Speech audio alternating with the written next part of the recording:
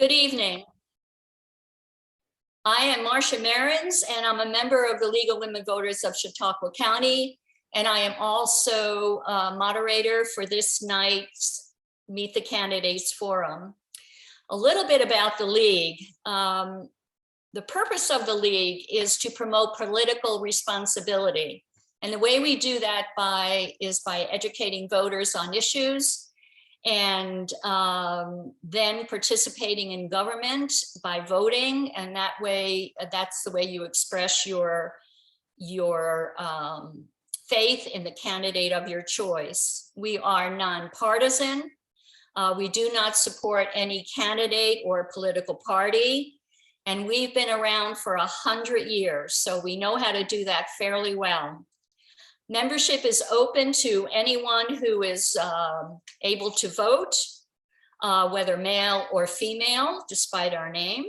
So I hope you will all consider joining the League of Women Voters.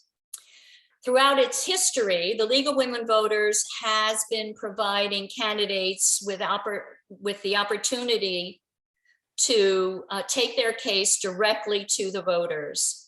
League Candidates Night are an expected part of political campaigns for every level of public office, except the President of the United States. League Candidates Night are controlled by the League and not by the candidates. Organizing a virtual debate is kind of a new and exciting opportunity for the League. And those of you who have attended or have seen our in-person debates pretty much recognize a familiar format. And we are pleased that candidates have been eager to join us in this venture. So as you are watching and listening to the debate, pay attention to the candidates. Are they knowledgeable? Are they sincere? Are they specific? Pay attention to how they answer the questions. Are they reaching your priority issues? But most importantly, talk about this debate when it's over with your family, with your friends. Did the debate change your mind about a candidate? Did you learn something new? But most importantly, you should vote on November 2nd, and it's your best opportunity to make your voice heard and help shape issues that will affect us all in Fredonia. If any portion of this Meet the Candidates Night is redistributed out of context, we will alert the media and file the appropriate complaints with any applicable governing authority. This recording will be on YouTube and local access channels in Dunkirk and Fredonia and our website.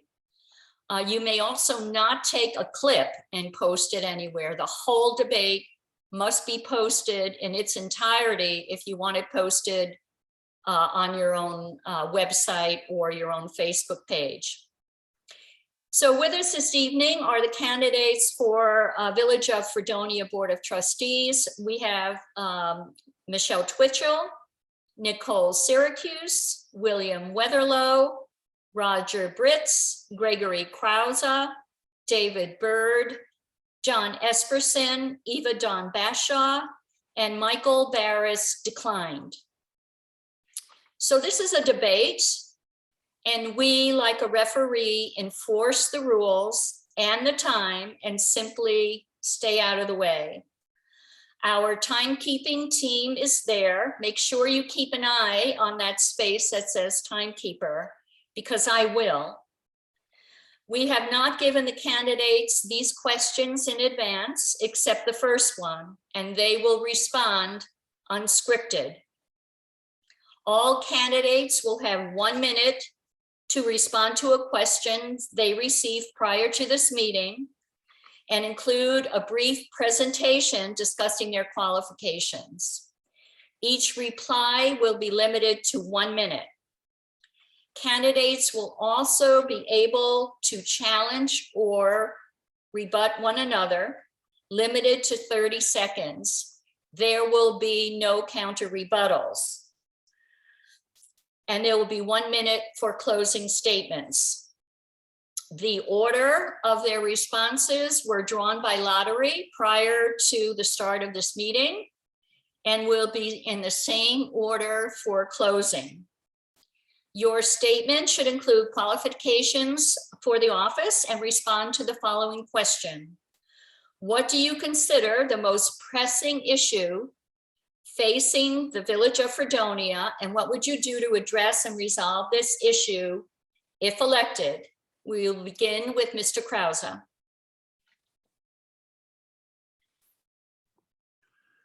Thanks to the League of Women Voters for holding this forum. I am Greg Krause. I'm running for a 2-year seat as trustee. My qualifications include serving as an elected councilman and mayor, owning and operating several businesses in the village, and a strong record of volunteerism through varied activities, including the Resource Center, the Chamber of Commerce, and more. I'm committed to a better, stronger village and would like to continue that commitment as trustee. We were asked to address the most pressing issue in the village. While collaboration and civility may appear to be an answer that is out there, I believe the water issues lead our concern. The fact that we cannot enjoy drinking our tap water and have faced health and safety issues, wasted time and resources, puts this at the top of my list. We need to be proactive and develop a plan, seek grants, build a capital fund, and systematically replace the aged lines in our village. In your home or business, you have a plan and invest. We have to take that same approach with this and other long-term concerns. Thank you. Thank you very much. Ms. Bashaw. Good evening. My name is Eva Dawn Bashaw, and I currently serve as trustee for the Village of Fredonia. My qualifications include 6 years experience as a village trustee, 27 years as an educator and school district administrator, and 8 years experience as a municipal clerk and tax collector. I hold a Bachelor of Science and Master's degree in education and a certificate of advanced studies in administration and supervision. I believe that the issues are pressing. The infrastructure and the quality of water are certainly pressing issues for all of us. And I believe they are symptoms of a more pressing issue, which is a lack of long-range planning and the absence of a common vision that is essential to move the village forward. The solution lies in the development of prioritized strategic long-range plans, which require communication with all. These goals, visions, and plans should be reviewed and adjusted at regular intervals and communicated publicly and frequently so that they remain intact and in focus, regardless of who occupies the seat on the board. Thank you. Thank you very much. Mr. Esperson. Good evening, League of Women Voters. Thank you for hosting this event. It's certainly a great opportunity for us to present our case in front of the public. My qualifications, I feel, would be my passion for service, beginning with my 12-year naval career. I've lived in Chautauqua County my whole life, except for the 8 years that I was on active duty. After the Navy, I've continued serving the public. I'm currently on the board of WCA Home. I'm on the board at the Post 434 Brockton American Legion, trustee at the Fredonia United Methodist Church. I have been considered a consensus builder, and I'm able to see all sides of an issue. I have a bachelor's in organizational management. The biggest issue that I see isn't necessarily my issue. Is I've canvassed over 200 residents of the village. It all comes down to what are we doing with the water problem? We're tired of turning on our taps, putting our children in dirty water. Thank you. Your time is up. Sorry. Okay. Sorry about that. Mr. Britz. Good evening, and thank you to the League of Women Voters for hosting tonight's debate. My name is Roger Britz Jr., and I'm currently a seated village trustee seeking a second 4-year term. 4 years ago, my top priority was for the action of the village of Fredonia was to bring back the required distinction between our legislative and executive branches. I feel confident that we as a board have accomplished that by enacting local law number 3 of 2021. We have now defined the duties and organizational chart of our government so that current and future employees, department heads, trustees, and mayors understand how our small chartered village is governed. Now it's time to move forward. The top priority facing our village today, from what I've experienced as being your trustee, is the need for more proactive and prepared funding to fix our water infrastructure problem. If reelected, I have a plan to have infrastructure projects ready for funding so that we are not late to the table. Now that we have spent millions of dollars to Thank you. upgrade our water filtration Thank you, system. Mr. Britz. You can carry on at your closing. I'm Thank you. sorry about that. Mr. Weatherlow. Well, I just want to say thanks for allowing me to be here. I appreciate it. My name is William Weatherlow. I'm born and raised in Fredonia. Raising a young family here now. As for my qualifications, I have a degree in business. I've dealt with customer service for the last 10, 15 years of my life. I'm used to dealing with people on a regular basis. And it seems like the biggest thing that the village has had is a disconnect between the board and the people. To me, that's not the biggest thing. The biggest thing is the infrastructure. We have become very reactive instead of proactive with a lot of these incidents. The water main breaks. I had a sewer backup at my house twice in the last 6 months, the last year. The sidewalks. I mean, there's a lot that can be done in the village that's not being done. And I'm going to leave it at that because that's really, in my opinion, the biggest thing. Thank you very much. Ms. Syracuse. Thank you. Thank you, League of Women Voters, for hosting this for us. My name is Nicole Syracuse. I am running for a 4-year seat on the Fredonia Board of Trustees. I grew up in Brockton and I moved here to Fredonia in 2015. I've been in Chautauqua County all my life. I worked in EMS before getting my RN in 2018 and got my bachelor's degree from Damon College soon thereafter. This degree focuses heavily on management and leadership skills, as well as looking at research and how to take that research and establish or change current policies and procedures. After beginning my door-to-door campaign, it became clear to me what the village residents thought was our biggest issue, and that is the water and the water infrastructure. I don't think it's necessarily our source or our water treatment plant, but the lines that get the water from those places to the tap. Everybody needs to be able to have safe, potable, palatable drinking water, and there's no reason why we can't provide that as a village. That'll be my #1 priority. Thank you very much. Thank you. Ms. Twitchell. You have to unmute. Thank you to the League of Women Voters. My name is Michelle Twitchell, and I have served previously as a 4-year trustee in the village of Fredonia, and I've had 35 years business management, and I've been involved with community organizations that promote the village. The #1 issue is integrity of the village as defined by the following challenges.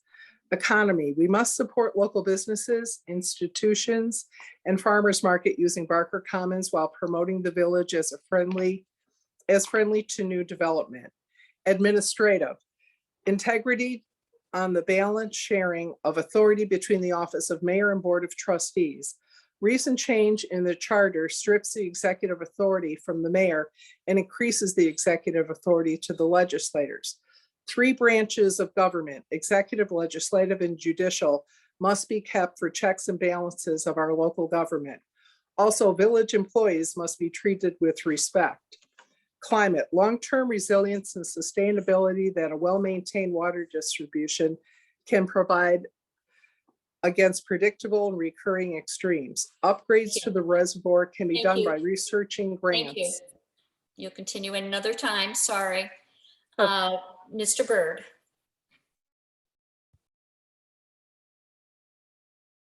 You have to unmute, Mr. Byrd. Start Thanks. again. Thanks to the League of Women Voters for holding the debate tonight. My name is David Byrd. I've been a lifelong resident of Fredonia for over 50 years. I have 2 wonderful kids who just graduated high school in Fredonia. I'm a licensed New York State real estate broker. I'm also a licensed insurance broker. I've owned several businesses in the area as well as my family. The biggest issue in Fredonia I see is the turnover of employees and the management of the dealing with the employees between the trustees and the employees and what we need to get done with them. We can't have a high turnover rate in the heads of the different departments and manage to keep things on a rolling level to keep things getting done. We need to create longevity, sustainability, and if we can do that, we'll have knowledge in those fields and everything will work smoother and we'll have a better Fredonia to live in. That's it. Thank you very much. That's great. So now we're going to open our meeting to a question and answer format. Again, the timekeeper will let you know when you have 30 seconds left. Rebuttals again are 30 seconds. So our next question is, do you support mask wearing and social distancing in public indoor spaces in accordance with CDC guidelines? We'll begin with Ms. Twitchell. Yes, I do believe that we should be wearing masks, especially indoors. It helps to curb the COVID reactions that people have who have not had vaccines to distribute. Was that it? No, watch Oh, the I thought I timekeeper. heard a beep. That was my computer telling me I have a message. I'm sorry. I can't mute myself. Okay, so should I continue or? Yes, continue. Okay, thank you. Mhm. I believe to curb this COVID response in people that we do need to wear masks and we should enforce it. I know at the library and museum, we do enforce that. Thank you very much. Ms. Syracuse. I believe for unvaccinated individuals, absolutely, they should still be wearing masks indoors, even if they're able to social distance. What we've seen in the current numbers is that most of the infections that are putting people at the hospital, putting people to their untimely demise are those who are unvaccinated. So if you are unvaccinated, absolutely. If you are fully vaccinated, and especially if you've received a booster, especially if you've also had COVID and since recovered, I don't think it's as big of an issue. If you're packed into somewhere like sardines, probably a good idea, but I don't know that it's going to offer as much protection as it will for the unvaccinated individuals. Thank you very much. Mr. Weatherlow. I agree 100% with what Nicole said. I mean, if you're vaccinated, it's your choice. If you're unvaccinated, you should. I just got over it myself a couple weeks ago. It felt like the flu. It wasn't overly terrible, but I'm not saying everyone should go get it. Yeah, with being packed in, especially places where you can't socially distance, 100% yes. If you can, I leave it to the discretion of the person. I'll leave it at that. Thank you very much. Mr. Britz. Just simply yes. That's really all I'm going to say. I don't need to elaborate. Yes, I believe that you should be wearing masks. Thank you. Ms. Bashaw.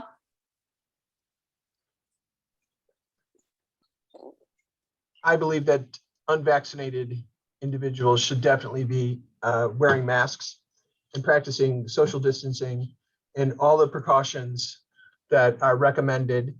I believe that in a crowd, whether you can't social distance, whether you're vaccinated or not, a mask is a good idea. If events are outside, I feel that a mask should be optional. I think that vaccinated and boosted people, and especially those who have had COVID, should take all the precautions that they personally feel are necessary. I don't feel that the masks are necessary if they've been vaccinated or received a booster or had COVID in the last 90 days. Thank you. Mr. Krause.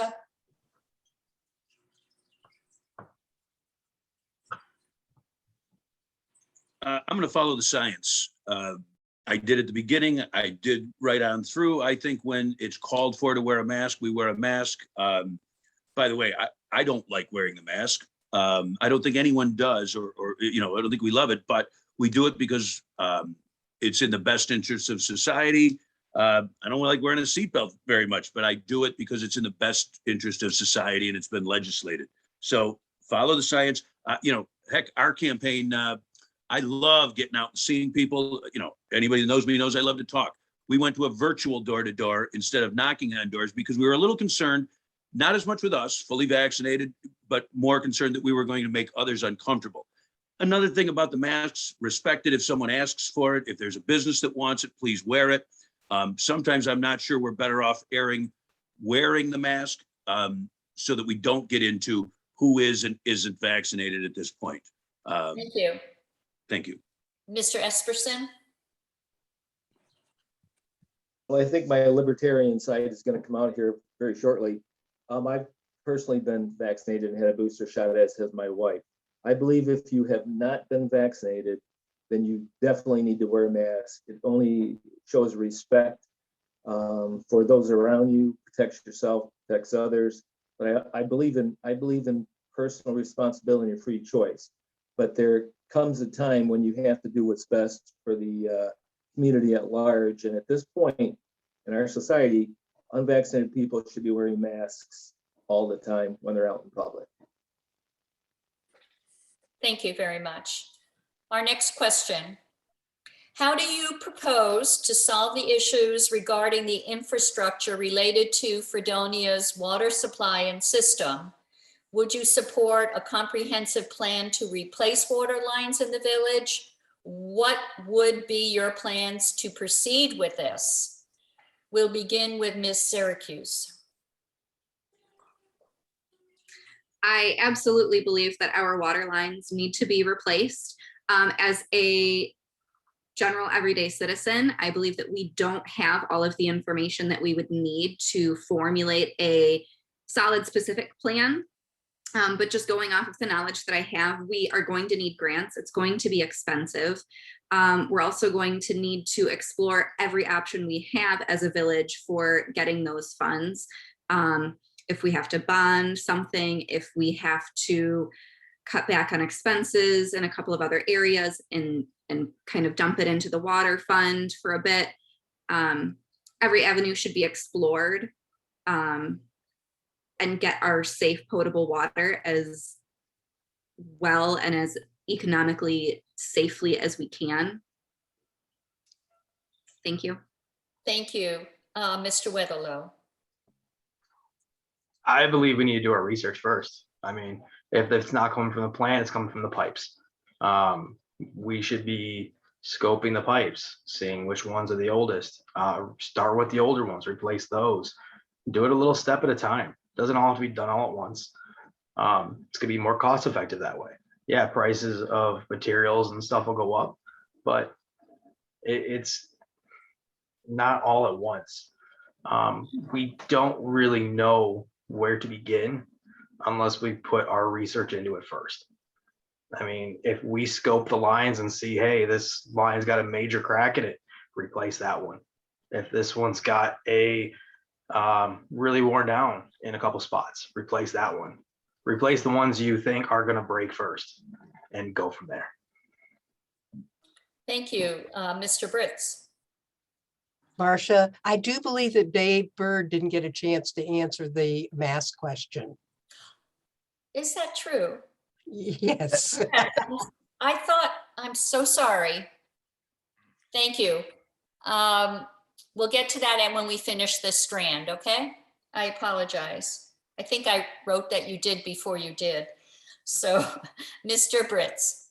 Thank you. I know for a fact we have about 42 miles of clean water distribution piping in our system. In the past few years, we've replaced about 12 miles of that through different programs and grants. That leaves us roughly about 30 miles of piping to be replaced. At the average cost, based on the 2018 project that we did with O'Brien and Gear, 1.8 miles cost us 1.5 million. So that works out to be about $125,000 or $125 per foot if you start doing the math. That leaves us somewhere around $37.5 million to replace the existing lines in our pipe. If we were to bond that type of money, you're looking at about $138,000 a month for 30 years to pay for that. A lot of our infrastructure really has to do with replacing some of the piping that's not our oldest piping. Believe it or not, our oldest piping is probably some of more durable piping we have in the village. Right now, based on the information that I've been working with the department heads, is that a lot of our areas Thank around you. Center Street. Thank you. Time is up. Ms. Bashaw. Thank you. I'll piggyback on trustee Britz's answer. Just to carry on with that, the research has been done by our workers, our DPW, and they have found that the oldest pipes in the village are probably the most durable pipes. They're the ones that break the least. They're the ones we have the least problems with. And so we're not in a hurry to change those pipes or change them out because they're functioning quite well. The water mains are the issues that we need to concentrate on. Trustee Britz did mention we have 42 miles of line and we've done 12 miles of line in the last 20 years. We do need to make a plan. And quite frankly, our DPW department heads has a plan in mind. We have actually prioritized areas in the village and water mains that need to be done. We're now looking for the money. And I think that, again, long-range planning and prioritizing is key to taking care of this infrastructure. Thank you. Mr. Krause. I certainly think that, agree that long-range planning, that we've got to figure out where the money's going to come from. Capital improvement budget. When I was mayor in the city of Dunkirk, we put together a capital improvement budget so that not only for water lines and infrastructure, but many areas that if you put a little away each year, it's not quite as big a hit when we need a ladder truck or police vehicles or things like that. Certainly, we're also looking at the largest infrastructure bill in history coming out of Washington. We need to make sure our plan is ready, funding is ready, so that when that happens and there is an opportunity, we're ready to go. Thank you very much. Mr. Byrd. I think we need to tie into the city of Dunkirk's water system first and foremost, so that if we do have an issue with our water system like we have in the past, we won't be passing out bottles of water. We can tie into their system, buy water from them, and continue to serve the public as we need to. That being said, we also have $150 billion, $1 trillion plan coming from the Democrats. And if we can get a grant writer in the village of Fredonia to start asking what we need and how we can get it, maybe we can raise some of that funding and we can solve this problem a heck of a lot easier than putting a little aside each year. If they give you 1.5 trillion, which is what I believe the Republicans and Democrats have at least agreed upon, if we can get 5 or 10 million of that to Fredonia's water system, I think we can solve a lot of problems. Thank you very much. Mr. Esperson. Yeah, I was fortunate enough to have a long conversation with Dan Schranz recently, who is kind of the leader of the North County Water District. And he shared with me the engineering report that they had done 12 or 15 years ago, which pointed to the benefits to the village of Fredonia by joining the North County Water District. Now, I know at that time, Fredonia did their own study, which showed a different result. At this point, I think probably an independent new engineering study is something we need to talk about. Another point that Mr. Schranz made was if you're a member of a larger district, the odds of getting larger grants increase dramatically. And that might be another benefit of that we need to look at with joining the water district. I often wonder how Erie County can survive under one water district. Here in Sauk County, I don't even know how many water districts there are. We talk about consolidation with the police department, fire department, a lot of different areas. And I think consolidating. Thank you, Mr. Esperson. Ms. Twitchell. Thank you. I believe that we could look into the possibility of getting money from the county from the American Recovery Plan Act. We weren't included in this when the county was giving out money, which just was $24.6 million. I believe that we should be joining up with Dunkirk, Fredonia, and Fredonia as a secondary water source. hopefully improvements in the reservoir could be included in this project. And I think by looking for more grant money and showing that we really have not been taking care of the reservoir for many years, and dredging our reservoir, and perhaps even going to a bigger depth in our water plant to eliminate a lot of the water taste and smell in the beds, that would be very helpful. But Thank you. also, Thank you very much. thanks. Backtracking just for Mr. Byrd, and I apologize for that. I'm going to repeat the question. Do you support mask wearing and social distancing in public indoor spaces in accordance with the CDC guidelines, Mr. Byrd? I personally think that each person has the right to decide if they want to be vaccinated, unvaccinated, wear a mask, not wear a mask. Now, that being said, if you go into a business and they ask you to wear a mask, you wear the mask. Each individual business can decide what they want and how they want their patrons to act, as well as same going to a concert, a movie theater, or anything like that. So if you want to wear a mask, if you want to get vaccinated, I think that's up to you as your human right and American right to do so. But again, you need to follow what the social rights and rules are of everybody around you. And if they ask you to wear a mask, wear a mask. Thank you very much. My apologies again. That's okay. Our next question. Would you consider supporting an indoor recreation facility in the North County? We'll begin with Mr. Weatherlow. Absolutely. I mean, I got young kids. There really is not a ton of places around here to play inside, especially once the snow flies. I mean, granted, they love playing on the playgrounds in the snow, but every now and then it's like, all right, cool, let's go to play in a gym. It depends what we would be investing into it as a part, what part of it we're investing into.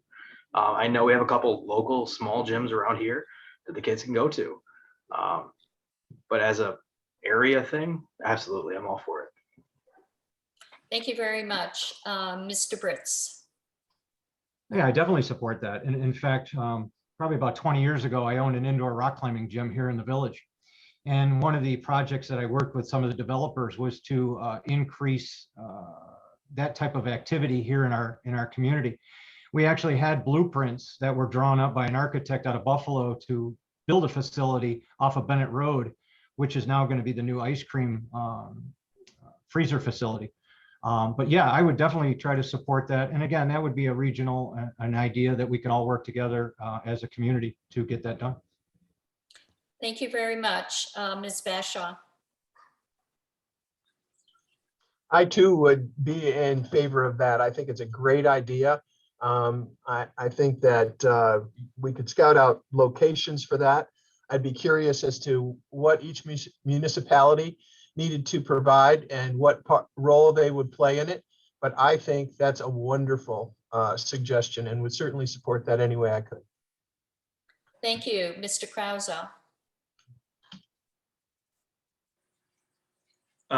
Certainly. Why wouldn't we support that? Again, the devil's in the details always, but I think that it's something that we need.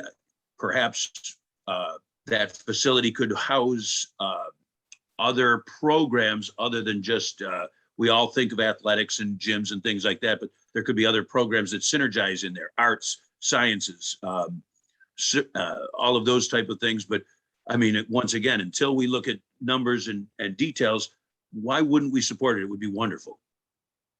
Thank you very much. Mr. Byrd. Absolutely, 100%. I would be absolutely in favor of that. When I was a kid, we ice skate right behind Poochie's carpet there on the pond, and then the ice rink at the college opened up, and they basically filled in the rink behind Poochie's carpet. It was nice to go skate at the college, but then the college started saying, well, we can't do this and we can't do that, and you can't have this time and you can't have that time. And then the last couple of years, you've had COVID and you haven't been able to go at all. It would be nice to have a facility in the county that we controlled that would allow our kids to go there and not be at the beck and call of whether the state university or whatever private entity says we can use it or not. It would be a great thing for the community. Thank you, Mr. Esperson. Oh, I absolutely would. I was, when I was a member of the North Chautauqua County Tennis Club, we actually looked into building a building at the time. We had some extra funds and we had a high membership at that time. I don't believe they do now. And we were working with Don Horton. He was the president of the Dunkirk Little League, and we scouted out probably 4 or 5 different locations. We had a plan drawn up, and it just didn't come to fruition. You know, you look at youth soccer leagues now and the tournaments that they have in Erie, and the tournaments they have in Buffalo, and they're bringing in hundreds of kids every weekend. You know, if you have young kids now playing in soccer leagues or hockey leagues, so you're traveling all the time. If we had something local, that would certainly alleviate that problem. Also, as a pickleball player and a member of the pickleball club, it'd be nice to have one location. As it is now, we're spread out in about 6 or 7 different locations, and keeping track of which location is open at which night is kind of difficult if we had Thank one you. location. Thank you very much. Ms. Twitchell? Yes, I would be in favor of that. I know my husband was part of the multi-use facility project, and that didn't seem to go very far. But I know they were interested in using parts of Chautauqua County Fairgrounds, which I think would be ideal. And I know through my campaigning and going door to door, people are missing a senior citizen center also. So something to combine for the youth and the teenagers and also the senior citizens, if we could all work together on this through our county, perhaps there's some funds that we could find to establish such a place. Thank you. Ms. Syracuse? Absolutely. I would 100% support something like that. We definitely need places for people to go, things to do, a place that brings everybody together. Like Michelle said, young people, the senior citizens, people with young families, people with grandkids. We don't really have that here in the village. So I think that'd be a wonderful thing. And it's also going to attract people to stay here because there's something to do on the weekends. That I think is the #1 complaint that I've heard from younger people, is that there just isn't a lot to do here, or there isn't a lot that they would like to do here. So part of attracting people to stay here is going to be giving them something to do on the weekend. And that would 100% check that box. Thank you. Thank you very much. Our next question. Are you concerned that there is a lack of civility at village meetings? And if so, how do you propose to facilitate change in the manner of communication and the way in which information is provided? How, realistically speaking, will you be able to assess different points of view, and how would you compromise? We'll begin with Mr. Britz. Thank you. It's hard to explain that question. Every day we go to work for the people and the residents of this village. We're assigned to committees, and those committees bring back information from the department heads so that we can have the conversations we need to make the right decisions to move our village forward. Sometimes we don't always agree. And it's more of a personal issue when you disagree. And that's the problem we're having. This is about the residents of the village and the tax revenues and the monies that we spend. We need to concentrate on that. If we can pull away from the political side of politics and really concentrate on the issues that the public really wants us to concentrate on, we can eliminate that type of atmosphere in our board meetings. Thank you. Ms. Bashaw.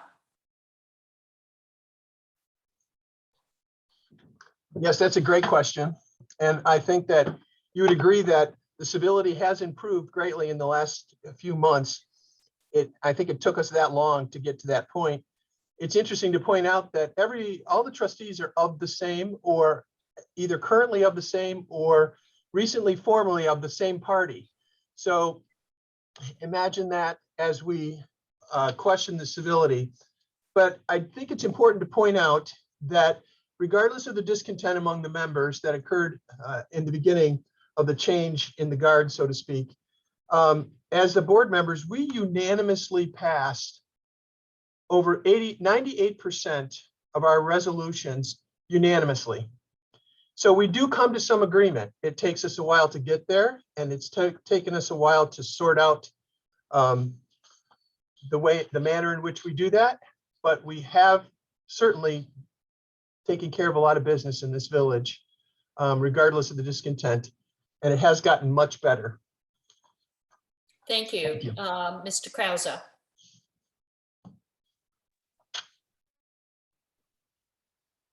I think you've got to look, looking forward, look for people who can treat each other with courtesy and respect, who have been in situations where they've had to negotiate or deal with others, understanding that they're not always going to get their way. It's a difficult question to answer because there's no perfect answer. It's certainly, as Eva done, it isn't a party issue. I am sure that the village, there's been many times when folks have not been concerned with the party, just worked with the individual and worked for what is best for the village. Again, no simple answer except to rely on people that we know can collaborate, discuss, and compromise. Thank you. Mr. Byrd. In watching the board meetings over the last, I'm going to say year and a half, it definitely seems like the board members have a lack of civility with each other. They may be all the same party, but they certainly don't get along, and they certainly can't be friendly towards one another. When it seems like they're more in a power struggle to see who's the head dog in the room instead of working together with everybody that's in the room. You can't have a power struggle when you're working in a committee of 5, 6 people, and you can't certainly have a power struggle against the mayor and just basically go against everything he says just because he's of a different party. We need to work together. We need to be civil with each other. And if there's disagreements, we need to step aside, work them out, and move forward onward. But we can't have this public display of nastiness that we've had, drawing back former mayors just to basically reprimand the board for the way they're acting. Thank you. Mr. Esperson. John McCain, the ultimate street fighter, once said, "We can disagree without being disagreeable." There is not a chance that every argument that comes up, every law that's being passed, every discussion that's being had, 5 people are not going to always agree. And that's fine. That's how things get accomplished. But, the current board seems to be unable to be civil to each other. And if they're denying that fact, then they're out of touch with what their constituents think is, as I said, I've visited hundreds of homes, and that's usually the second item that comes up. And it's not just their constituents. I get asked that question from people in Brockton and Westfield and Mayville and Dunkirk. What is wrong with the Fredonia board? It's become the laughing stock of the county. And I know sometimes the observer might misrepresent what's actually going on, but in this instance, I think they've hit the nail on the head. Thank you. Ms. Syracuse. I think sorry. everyone, oh, That's right. You're right, Ms. Syracuse. I think everyone should definitely work together. As a nurse, that is literally my job, to work in some of the most high stress situations on a common goal, and check your ego at the door. Nobody's goals matter here except the ultimate outcome. And that has to be the same attitude as the village board. When you're trying to make one person look like the bad guy or one person lose, then the whole team loses. So we need to meet in the middle where we need to meet in the middle. If we need to say, you know what, I wanted these 3 things, but I understand I can only get 2, then take your 2. Take your wins where you can get them and accept your defeats where you have to. And I think that's the only way that we're going to be able to collaborate and work together and share a common goal. Thank you. Thank you. Ms. Twitchell.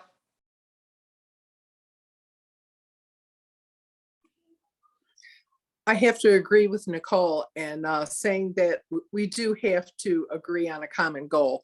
And I've been seeing decisions being made, especially about the latest one with the change of the charter, where I don't remember, where was that in the minutes? When did they ever discuss that? And it seems to me that things are being talked about, not in front of the public. And to me, that's the most important thing. As a representative, a trustee on the board, I would represent my constituents and discuss anything that was I wanted to change, and talk it out in workshops, and to keep the tempers down also, because it's just been out of control, and it has been, you know, a little bit better now, but and also just the treatment of village workers by some of the board members. I think it's horrible. Thank you. Mr. Weatherlow. I agree with what everyone has said. We need to be respectful of one another. We need to put things behind us in a certain sense. I was at a meeting last week, seemed very civil to me. A month or two ago, a year ago, probably wouldn't have been the same. But it's normal to disagree. I mean, I can disagree with Nicole when we're on the same line. I can disagree with my wife. Of course I'm wrong, but that's besides the point. It's normal. If everything is out in the open and disagreements happen, they happen. I mean, I disagreed with customers when I sold them items. I worked in customer service. You can't make everyone happy. I mean, and that's the bottom line. We are representatives of the village. We support the village. We run the village for the village, and disagreements will happen. I mean, as long as we're civil about it, what more can we ask? Thank you very much. We'll move on to our next question. Would you, as a village trustee, ensure that we, as a village, enact policies that protect our environment as we face global change? What policy ideas and plans do you have to address this for the village of Fredonia? And we will begin with Ms. Bashaw. Thank you. We're all very concerned about our environment, and I know that our departments are very concerned in regard to our approaches to the environment. I think our ordinances within the village, we're not being approached for solar farms or windmills, but there are some things in our ordinances that will protect us and allow for green energy to occur. And I think that we need to revisit those as the technology changes and become very aware of them, include them in our ordinances and our code as they change, and become aware of them. I think that staying on top of the environmental concerns and what's available to address those concerns is probably the biggest challenge we have, because it changes so quickly and so much.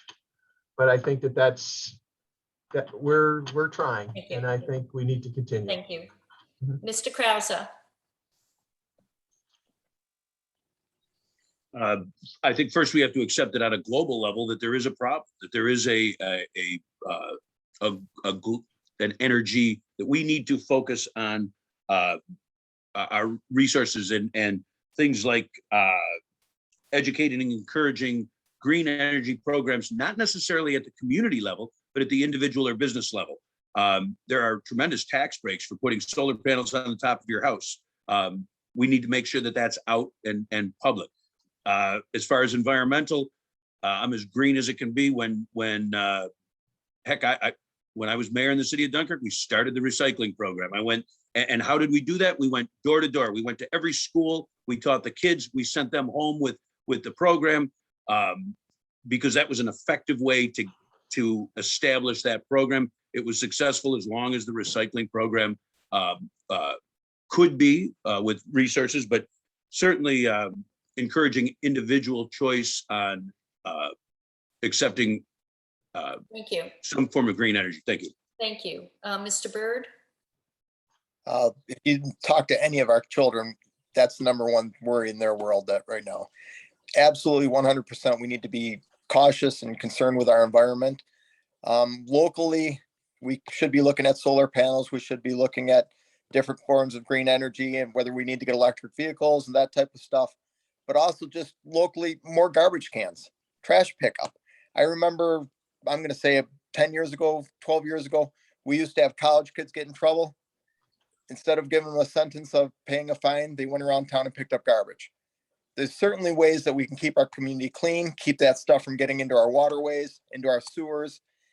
And that's what we need to be focused on.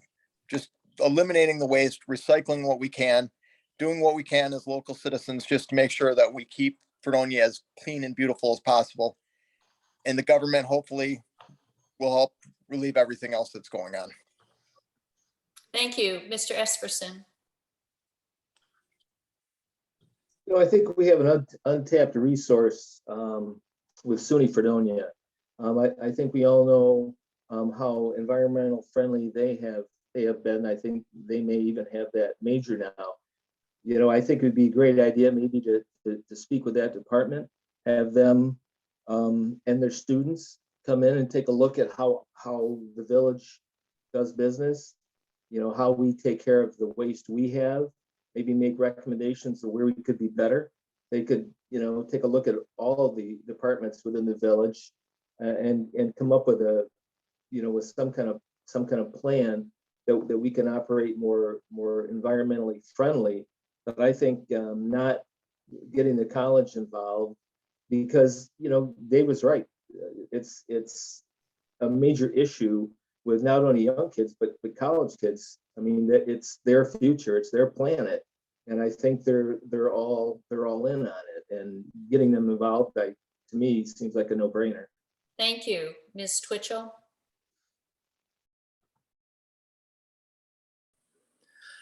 Yes, I believe in the resilience of the reservoir, for instance. That's something that that we really depend on. We could maybe even look into solar panels put on some buildings that we have that we own, so far as the water treatment plant and also the wastewater treatment plant. And working together with the college students, as John Esperson said too, maybe they could, help us along those lines and give us some ideas about things that we are not doing right now. I know a big issue for some people was the garbage thrown out through the village by students as they're walking back home from downtown area, and maybe to get a group of students to come out and on Saturday to pick up the garbage, or even use the students. Thank you. Thank you very much. Ms. Syracuse. First, I'd like to say I love John's idea of consulting with SUNY Fredonia and bringing them on board. I think that's a great idea. I also love Greg's idea of a recycling program. Also municipal composting. You'd be amazed at what we can compost ourselves, and also what we could compost in a bigger facility that a municipality could house. We should be encouraging green spaces. How about a community garden in all of our parks that we have? That would be a great thing for the kids to do during the rec program during the summer. Replacing our old and diseased trees with new ones. I know a lot of them have had to be taken down, but I don't see a ton of replacement. And also switching the products that are used in village government and village buildings to greener products. Things like bamboo paper products, things like that. That could really go a long way. Thank you. I don't know does everybody hear that interference that I hear? I don't know where it's coming from. So we'll have to just muddle through it, because it's not coming from me. So, and you're all muted. So, Mr. Britz. Saving the village money and working with the green projects. Right now, the Board of Trustees has presented to us a program from Siemens Corporation. And presently, we're working with them to update our street lightings to LED street lightings. We're doing an energy study on all our buildings right now. So we are in that process now of creating a more green, energy efficient village government. There's not much trustees can do individually. This has got to be a collaboration of engineers to assess some of the issues that we have in the village.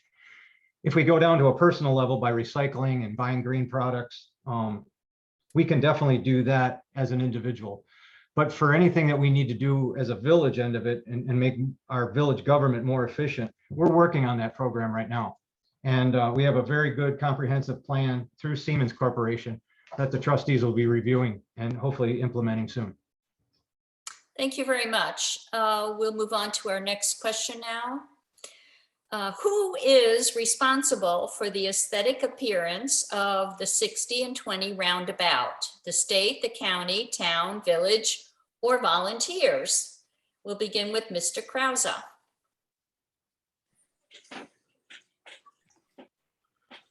Well, I think the legal responsibility is New York State who built it. It could be a county road. I don't think it falls into the village's purview, but we certainly want it to look good. You know, I would look at this as something like who had downtown Fredonia. Who's in charge of making those flower beds look good? There was a group of us that got together, led by the mayor's wife. And so while that's not our job, we did it because it was the right thing to do. And that was all done through volunteers. That was all done kind of behind the scenes. And I think it made a big difference. I think we got to take the same approach out there. You know, proactively go and figure out who's in charge and how do we get permission. And then just, you know, there's many wonderful minded citizens who'd be willing to put that time in. Thank you. Mr. Byrd? Well, I believe that is County Route 60, so I would say the county is responsible for the roundabout. That being said, it would be nice if we did have some flowers in there, maybe a flagpole, anything welcoming somebody into the village and into the area. Obviously, it would be nice to have, you know, any greenery in there as opposed to just the concrete strips that you see now. But again, we're going to need permission from the county or the state to get in there and do something like that. So definitely we need to set up some kind of a plan to get involved, get with the resources we need, get permission to do so. And then I'd be more than happy to support anybody who wanted to get in there and do it. Thank you. Mr. Esperson?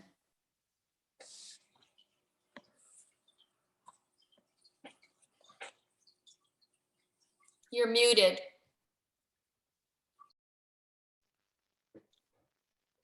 Yeah, I was saying legally, I'm not sure who's responsible for it. If Route 60 is a county road, so it seems like, you know, it would be their responsibility. But, you know, because it's in the village of Fredonia, you know what I found in the past, almost any organization I've been associated with is if you ask, if there's a need and you ask for volunteers, you're gonna get the volunteers. Like Greg was saying, you know, when they were doing a beautification project, when they were cleaning up around the White Inn, when they were planting flowers in downtown Fredonia, you know, if you make that need known, you will have people that want to help you out and will volunteer to do it. And I think, you know, that's probably the way to get it done. But legally, I would say probably the county. Thank you. Ms. Twitchell? Because Route 20 is a state highway and because Route 60 is a county highway, we would need permission from both of them to be able to help landscape that area. Right now, there's vegetation growing in there and it looks pretty wild. And as everyone has said before, maybe we could get some volunteers, organize groups of people from different organizations to come in there and maybe plant something that would be bushes, something that like rhododendrons, something that would flower in the summer and or spring, and something that would be appealing in the fall too and summer. Thank you. Ms. Syracuse? Yes, I mean, I'll echo everybody else, and we would definitely need to get permission from both the county and the state before we did anything.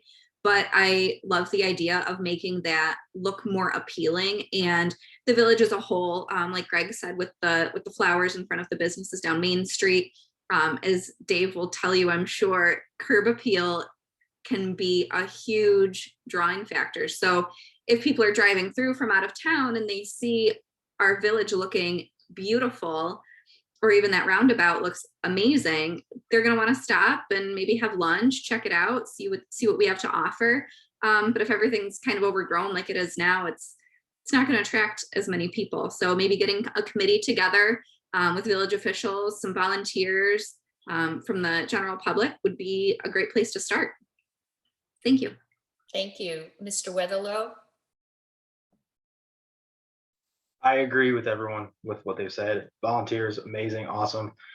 I want to err on the side of caution though. I mean, you run into big insurance reasons if anyone gets hurt. I mean, 60 and 20 is really busy depending on the times of the day. I mean, you got to have the right, you got to be prepared. Beautifying is one thing, especially if it's state and county, but you got to err on the side of caution with these things. I mean, we could use our resources elsewhere. We can beautify more of the town beds downtown. I'm gonna leave it at that. I'm gonna leave it there. Thank you. Ms. Bashaw? Yes, I was quite involved with the meetings with the state when this was being developed. And I believe, if I'm not mistaken, there was some discussion and some meetings between the town of Pomfret and the village of Fredonia, with our former mayor and with the former supervisor for the town. I know that the town clerk had led some discussions in regard to seeking out local artists to put perhaps a sculpture or something in the center of that and actually take care of it, reaching out to the garden clubs or volunteers, students. I don't know where that went. I think that it went by the wayside when the administration changed with the elections and retirement, but I think that it could be resurrected. There is some information out and about that. The circle itself does lie within the town of Pomfret, even though it is a state road and a county road. And so they were kind of leading the cause with that. But I do think that changes in leadership, Okay. it went by. So we'll get it Thank you. back. Thank you. Our next question. I'd like to answer that question, please. I'm sorry, did I miss you? I did. That's okay. Thank you. Again, Trustee Bashaw is correct. I was part of the board when the state came in and put the roundabout in. So there was conversation between our village mayor and the supervisor of the town of Pomfret. I also have a contact information with the state as part of any questions that we had during those negotiations and talks. As for where that program went, again, it left with the former administration. So it's something that can be brought back to the table. And this would be a perfect opportunity to open that conversation up again with the state. Thank you. My apologies. Our next question. The village trustees met last week to discuss if they should opt out of allowing marijuana dispensaries and consumption sites. They decided to table the motion for further investigation. If elected, how would you vote on this issue and why? And we'll begin with Mr. Byrd. Well, first of all, I believe that the trustees did a great job with tabling their decision for the moment. We don't have enough information from the state to make an intelligent decision on the matter. I am in favor of the marijuana dispensaries. It will bring income into the city. Also, if we have control and improve them, we can also say what time they can be open, where they can locate, where use is going to be valid, and all of that stuff. It gives us more control as far as what's going to be happening in our area. If we opt out, we definitely lose that tax revenue. It's not looking like it's going to be a big sum of money brought in by taxes, but I don't think it's going to create any additional crime or any additional need for services by our community. So even if we make 10,000, 15,000, 20,000 a year in taxes, it's still better than nothing. Why give the money to a surrounding community who's going to allow it? when we could control it better and have an idea of at least what's going to happen in our community. Thank you. Mr. Esperson. Yeah, I had made a statement at the trustees meeting, and I was questioned whether I believe that marijuana was currently in the village. I'm not naive enough to think that marijuana is in the village and will be in the village, whether we opt in, opt out, whatever. It's here, it's going to stay here. It's a legal substance now. My concern with opting in at this time is we're not sure what the New York State requirements are going to be down the road. By opting out now, we have the option to opt in once those requirements come out. They had a symposium at the Opera House, and even the woman that was on the New York State marijuana board indicated that the regulations have not been written and probably wouldn't be ready for at least another year. So we're at least a year out. Rushing into a decision now that we don't have to make without all the information doesn't seem like the proper thing to do. Thank you. Ms. Twitchell.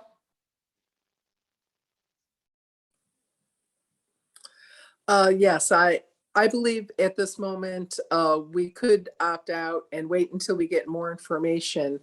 I'd like to know more about the law and where the location would be.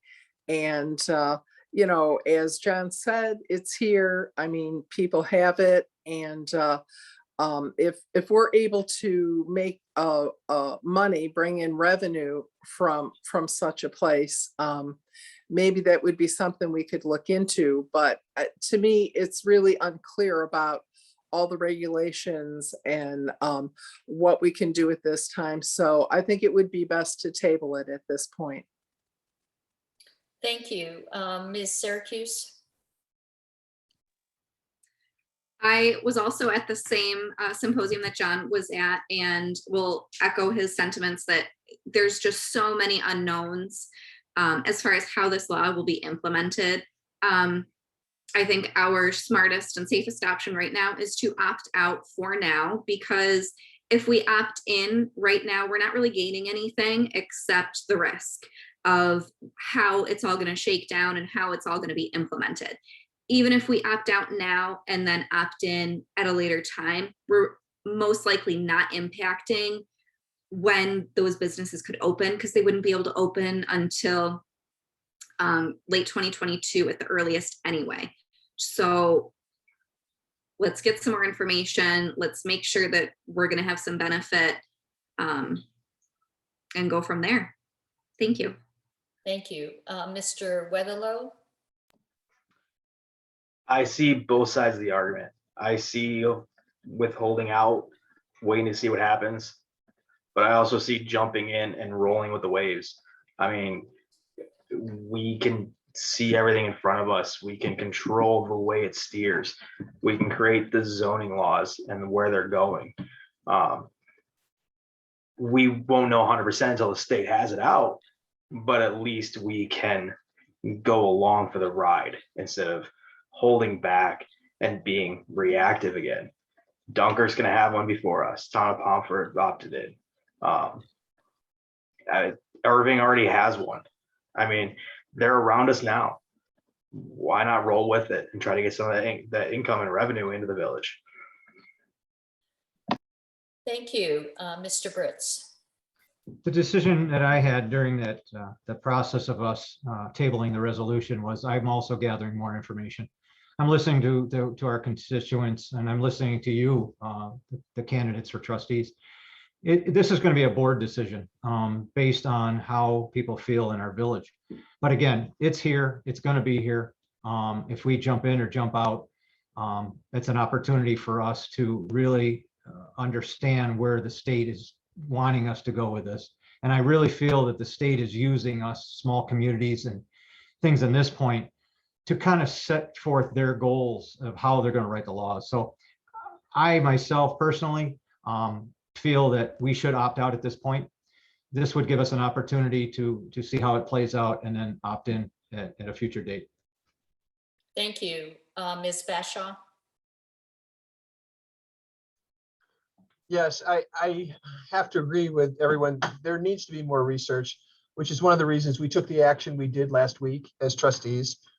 There's a lot of information that's missing. The state has not provided us with much guidelines, with very little information. The board that is supposed to govern this has not even been determined yet, or maybe it has in the last day or two.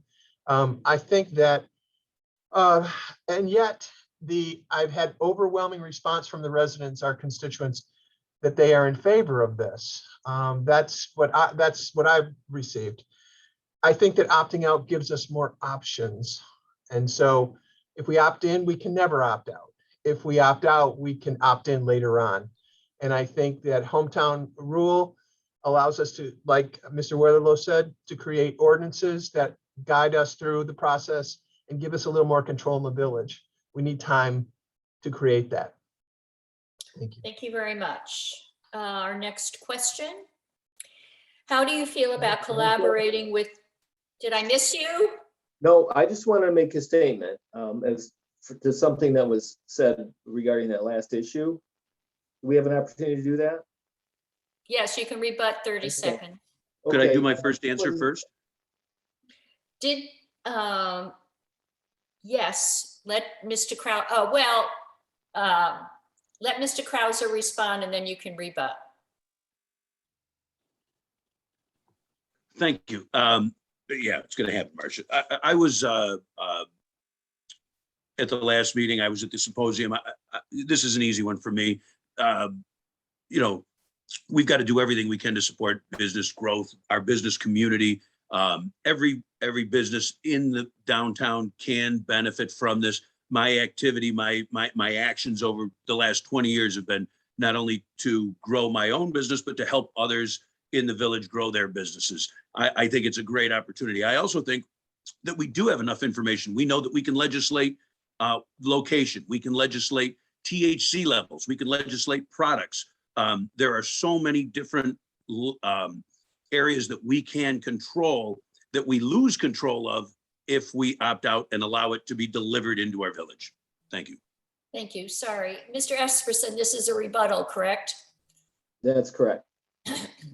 There was a statement made by one of the respondents that there would be other municipalities, if we opted in at a later date, that other municipalities may have businesses that were already up and running, and that's not necessarily true. You know, we could opt in at any point and get businesses ready to run just as quickly as a municipality that opts in now. So, you know, I don't see that as a stumbling block to putting a pause on it, waiting for the regulations to come out. Thank you very much. Our next question. How do you feel about collaborating with nearby towns and other government agencies to provide shared services as a way to reduce costs and increase efficiency? We'll begin with Mr. Esperson. Well, I talked a little bit about perhaps forming a larger water district, collaborating with other municipalities that may be interested in doing that. You know, I guess my philosophy is everything's worth the discussion, and not working with other municipalities, Dunkirk being so close, Westfield, wherever, is it could be a missed opportunity. You know, we don't know what the future is going to hold. We don't know what it's going to cost us to build a new building to house the police. We don't know where that might go. Whether those discussions are happening now, I don't know, but I think they need to happen. I think we need to consolidate wherever we can save money and we don't do any harm to the village of Fredonia. We're not, you know, making sure they're not losing services. We're not losing response time. We're not giving up control of what happens in Fredonia. Not engaging those conversations. Thank you very much. Ms. Twitchell?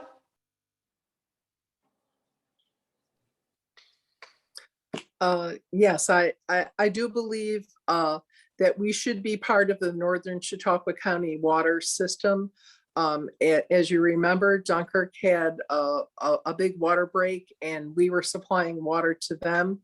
And shared services like that will always be needed. And it just seems to me that we do have to be cautious because we really don't want to eliminate jobs here in Fredonia, people that do take care of our village.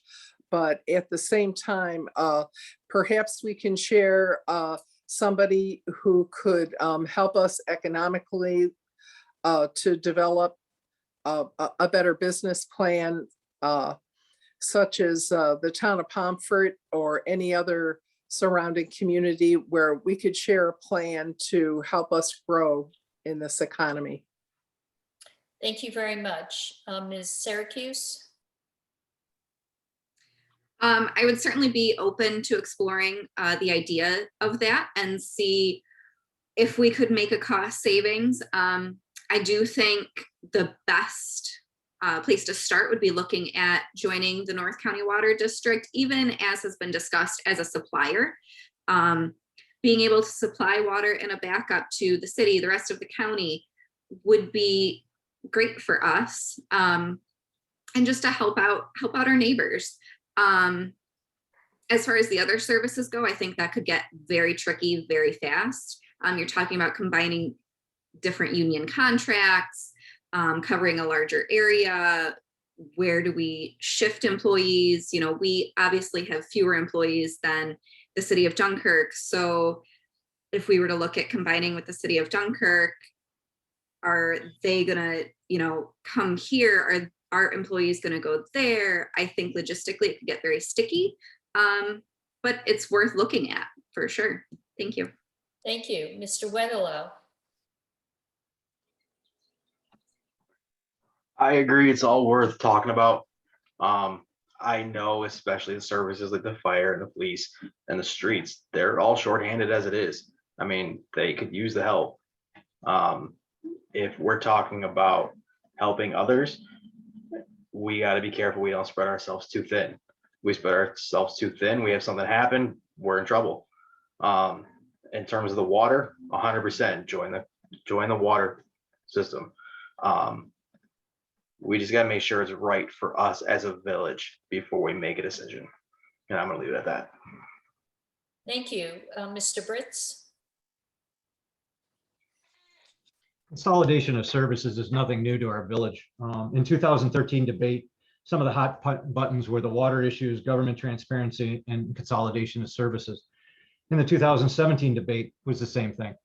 We have done studies. We've just recently completed a study with our court system of the town of Pomfret to see if it was feasible for us to join that system.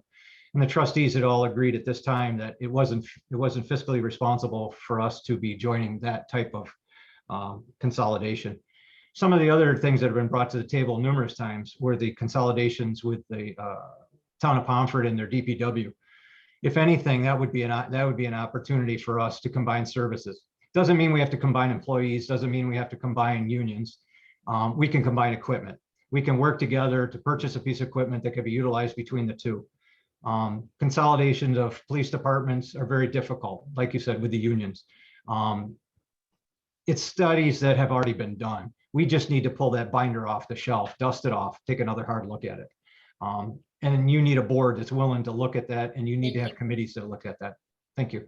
Thank you, Ms. Thank you very much. Ms. Bashaw? Thank you. I have been an outspoken proponent of collaboration and in some cases consolidation for quite some time.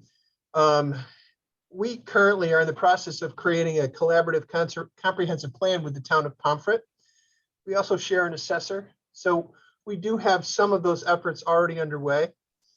We belong to a consortium for bidding out gasoline prices that is a countywide thing. There are some things in place, but there certainly needs to be more. With our population dropping below 10,000 in the last census, it's absolutely necessary, I believe, for us to look at every possibility of collaboration and consolidation in order for us to remain viable as a village. Thank you. Thank you. Mr. Byrd? First of all, I agree with everybody that we should join the North County Water System. as far as consolidation goes, I don't believe we should be consolidating. I think we should be looking towards the lines of what the fire department does, the police department does, and provide mutual aid to our neighbors. They have a big fire, our fire department goes and helps, our volunteers goes and helps. They have a problem, we have a problem, they come and help us. If we consolidate, we're going to be losing services. If we can provide mutual aid or loan equipment and services to a local community, we're going to get that back tenfold. And that's where we should be looking right now, is to helping our neighbors and letting them help us. The fire department, again, is the best example of this. Anytime we need help or anytime they need help in a surrounding community, they respond and they take care of it. And it's worked for years, and it's the best system out there. Thank you very much. Our next question. We have a high rate of poverty in our area alongside. Actually, I think you missed me again. Did I? I am so sorry. Yeah. Well, begin then. I think it's very important for communities to retain their identity. There's a pride in that identity. At the same time, sharing services. I think it's been pointed out by several of the candidates. Police and fire have been doing it forever. Your DPW has been doing it. Shared services is nothing new. It's something that happens. Many times it happens undercover, and I don't want that to sound like a negative term. You know, one fella from Fredonia calls one fella from Dunkirk and says, "Hey, I got an issue. How do I solve it?" Those are things I do think we could look at. Equipment. I know we did that back in the day with a chipper, simple little micro piece of that where, you know, how many times do you need it? One community buys it and shares it with 3 or 4 communities. Retain your identity, share services. And by the way, it can get even greater when we look at things like development. We're not ready to fund a fully funded development office in Fredonia, but we certainly have a county and a city next door that have development departments that we could utilize. Thank you. Again, my apologies. I don't know how I do that all the time, but my apologies. Next question. Good. We have a high rate of poverty in our area alongside areas of affluence. What would be your plan for addressing income equality? We'll begin with Mr. Britz. Could you repeat that question, please? We have a high rate of poverty in our area alongside areas of affluence. What would be your plan for addressing income inequality? I don't think that has anything to do with village business, to be honest with you. One of the #1 responsibilities of a village trustee is monitoring our money and keeping our village fiscally responsible. I don't know how I could, as a trustee, or any of us as a trustee, could do anything to provide equality to the residents and their financial structure. That's a very odd question, but thank you. There it is. Let's see what other people have to say. Ms. Bashar? I have to agree that it's a fairly odd question, but I think more curiously, I think that if you were to take a poll of surrounding areas, you would find that there are many communities who would consider Fredonia to be the affluent community. And then the question would be, what would we be willing to share to make sure that it was equitable among the surrounding areas? I'm not sure the role of the government. I know that services are absolutely important, but when you talk about income and equality in income, if it's services, it's a different thing. We certainly can provide those, and I think we do well in Chautauqua County in providing services, but I'm not sure the government's role in the equality of affluence. I have difficulty answering that, so thank you. Thank you. Mr. Krause?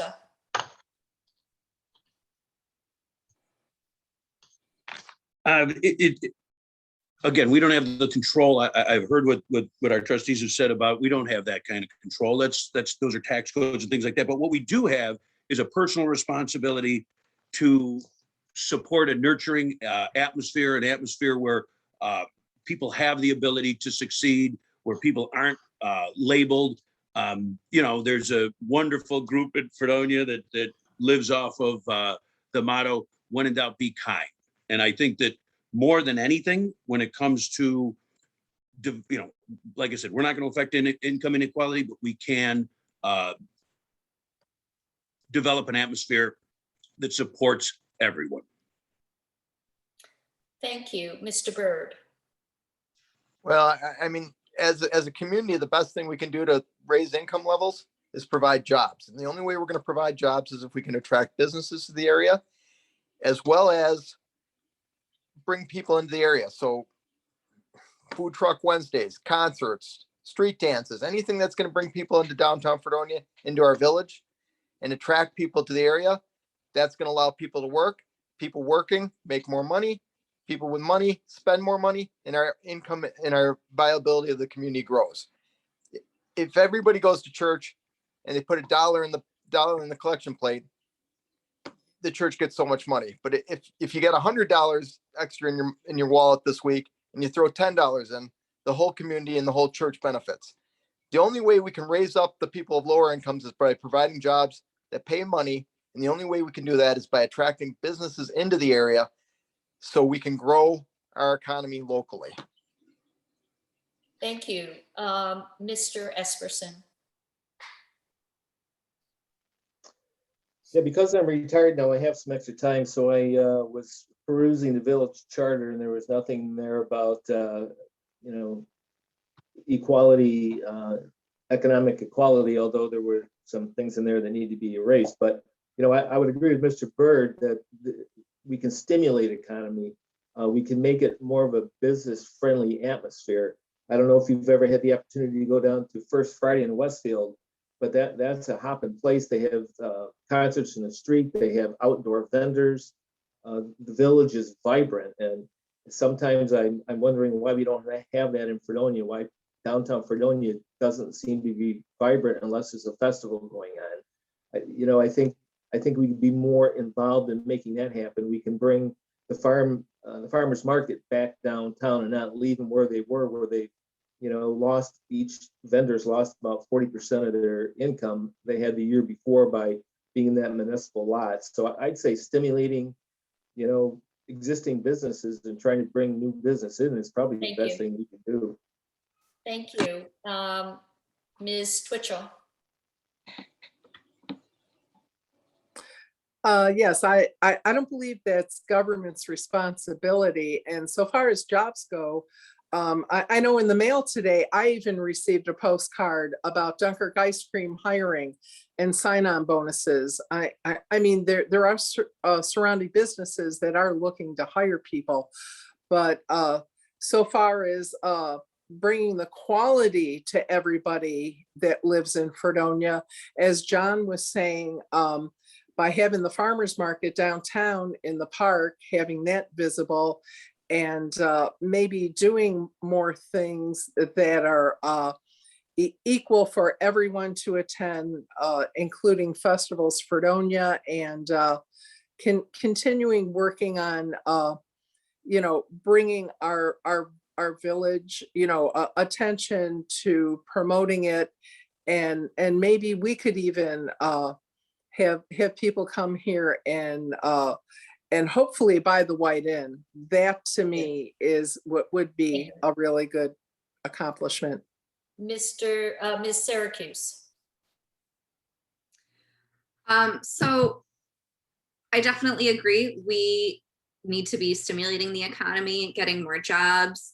But also one of the issues with, I think, the current workforce shortage for a lot of younger people, and I just might be more in tune to this because I am a new mom, but is daycare services. Slots are far and few in between in this community. If you don't have anywhere for your kids to go, then you can't get a job. And your economic situation is not going to improve.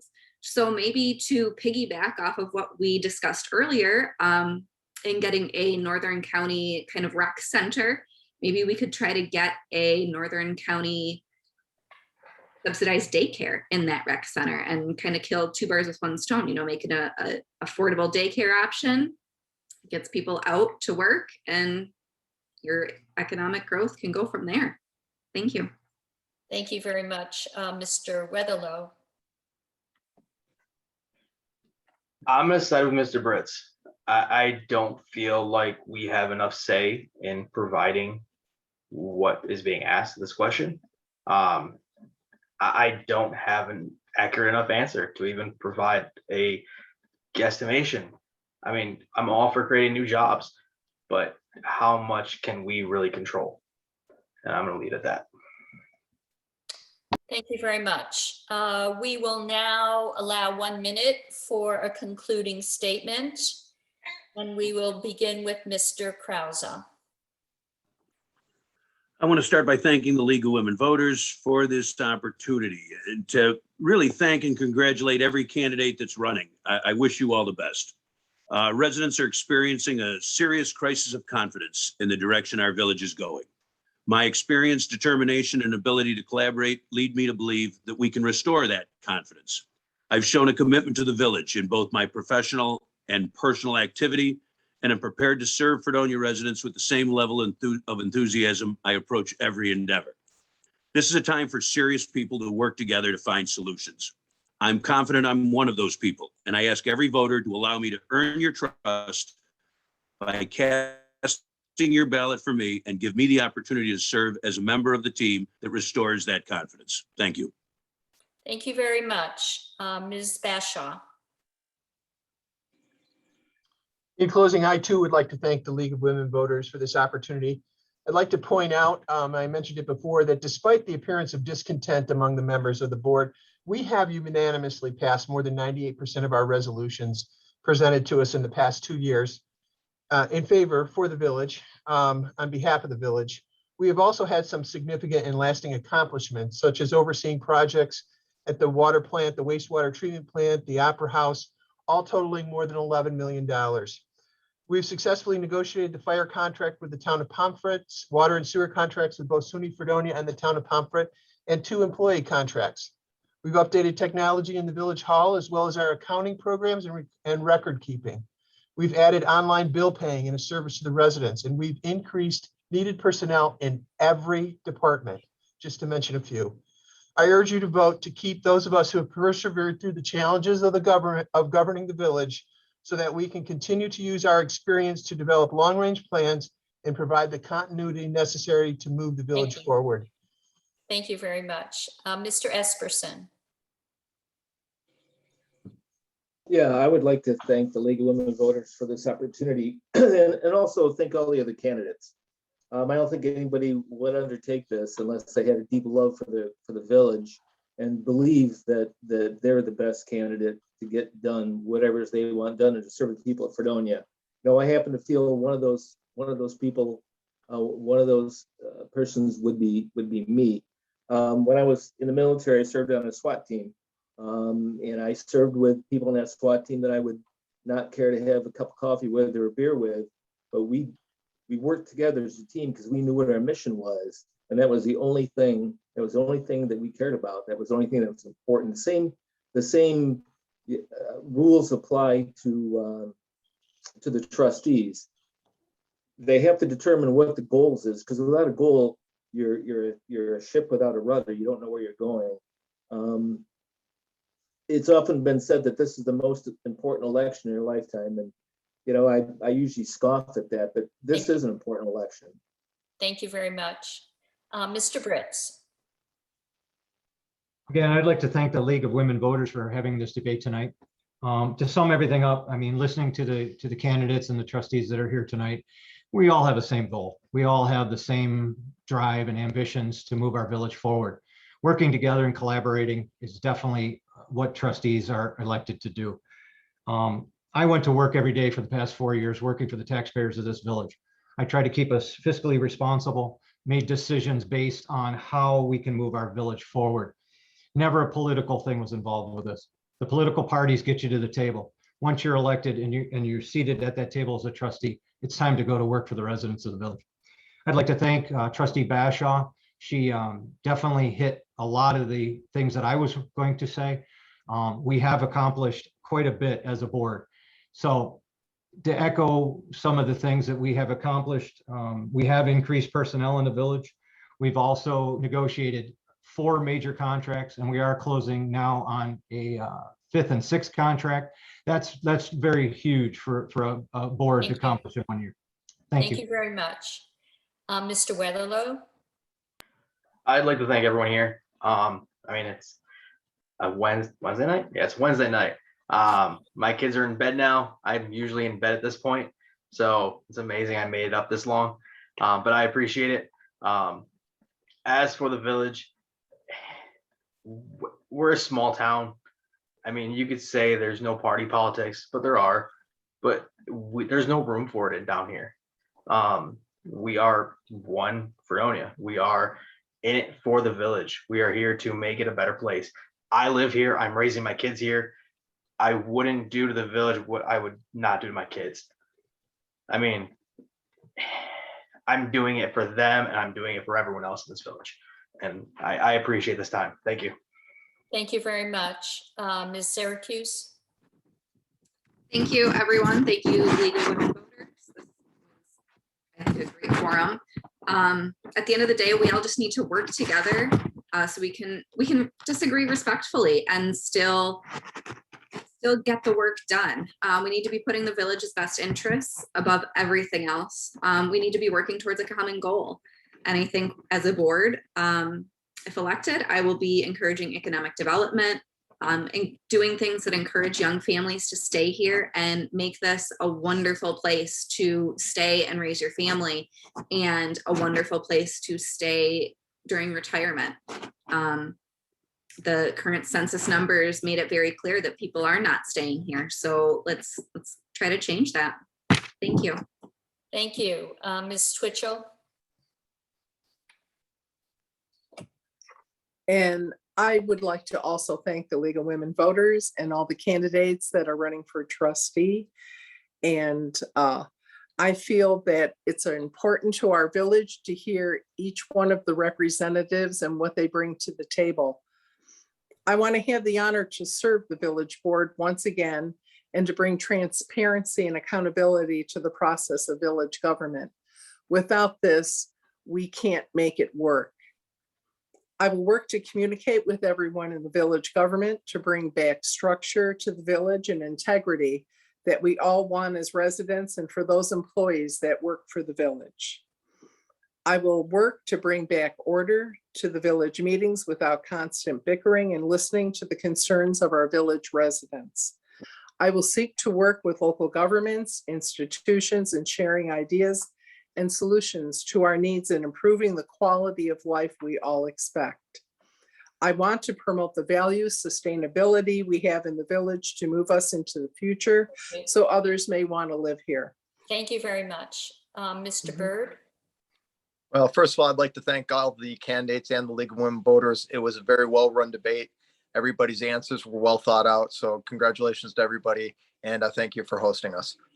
That being said, I think I'm going to be real honest when saying this. I think Fredonia's turned into a bedroom community where we don't necessarily know our neighbors. We don't necessarily know other people in our area. We may have friends with our kids, friends, and that type of stuff like that. But we need to have more community spirit in Fredonia. We need to have things that are going to bring us together, things that are going to make us socially involved with each other. And that way we're going to be a much tighter, much friendlier community.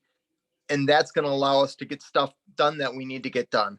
So not only will I do the financial, fiscally responsible things in the village, but my goal is to make us a village by doing things like street dances, food truck nights, and other things like that that can bring out the community, get us to know one each other, and definitely create a sense of belonging into the area so we want to stay. Thank you very much. I want to thank the candidates for participating tonight. It's difficult to have 8 candidates answering questions, so I really appreciate your cooperation and your willingness to run for public office. I think it's great, and I wish you all good luck and success.